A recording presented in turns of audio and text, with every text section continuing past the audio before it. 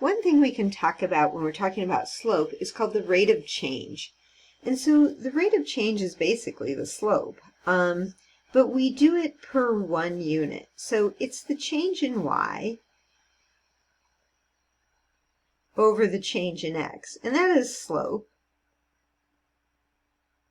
But usually we figure it out so that you have the dependent variable per 1 unit of independent variable. So I'll give you an example. Say you go 300 miles in 5 hours.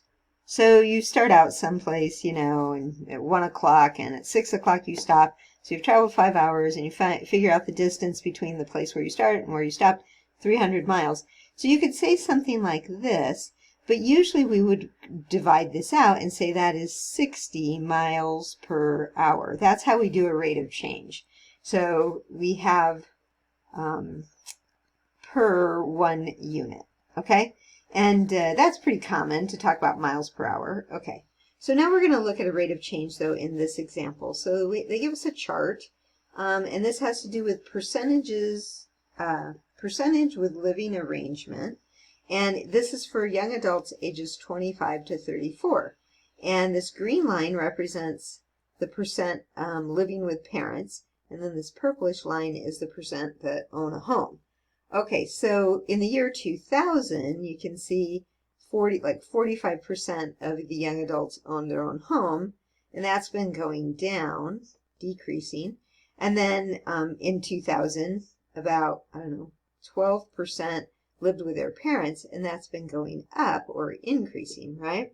And it looks like they're going to somewhere around 2017 or something like that, according to our chart here. Okay.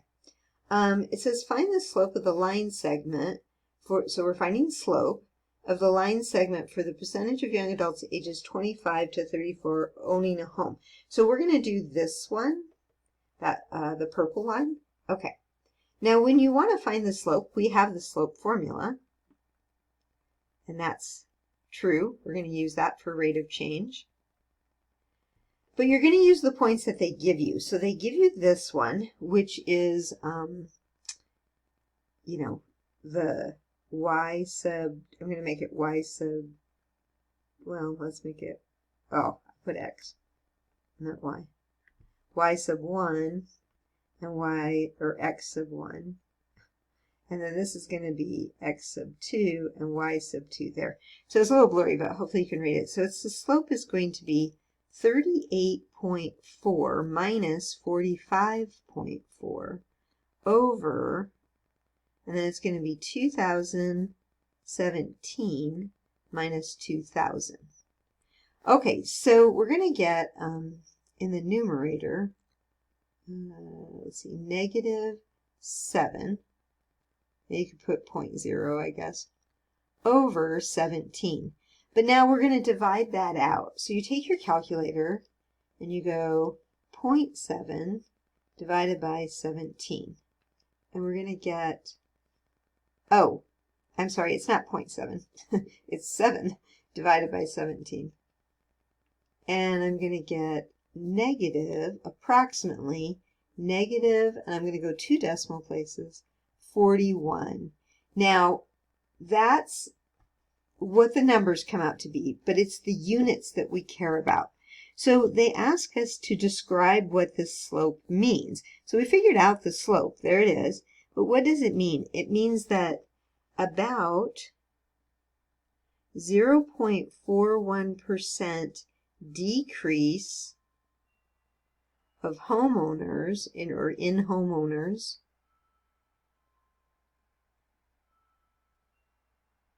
per year. So it's those units that we care about. This was years down here. The 17 was years. So when we divide it out, now we're saying that's the percent decrease per year. Okay, that's kind of, let me write it better. Negative 0.41% per year. Usually they'll write it something like that, okay? but it's saying it's going down almost 0.5% in homeowners for every year. Okay? That's what that slope represents.